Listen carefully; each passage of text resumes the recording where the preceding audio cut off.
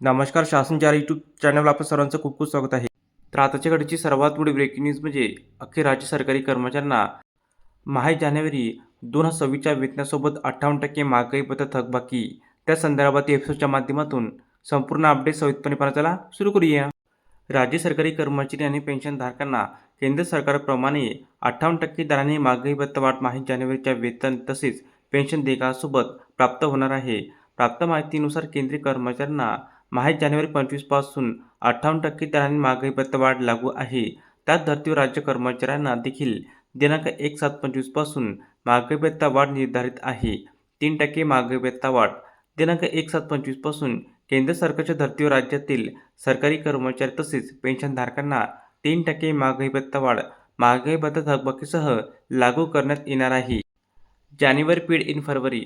सूत्रांनुसार प्राप्त माहितीनुसार सदर जुलैची महागाई भत्ता वाढ बाबतच्या प्रस्तावाला पुढील महिन्याच्या अखेरपर्यंत मंजुरी प्राप्त होण्याची शक्यता वर्तविण्यात आली आहे.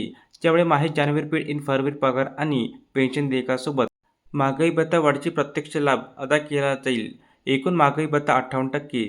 सदर जुलैमधील 3% महागाई भत्ता वाढीनंतर राज्य कर्मचाऱ्यांना एकूण महागाई भत्ता हा केंद्र सरकारच्या धर्तीवर 58% इतका होईल. तर अशा प्रकारे राज्य सरकारी कर्मचाऱ्यांना केंद्र सरकारच्या धर्तीवर 58% महागाई भत्ता अदा करण्यासंदर्भात अतिशय महत्त्वपूर्ण अपडेट या एपिसोडच्या माध्यमातून आपण पाहिली आहे.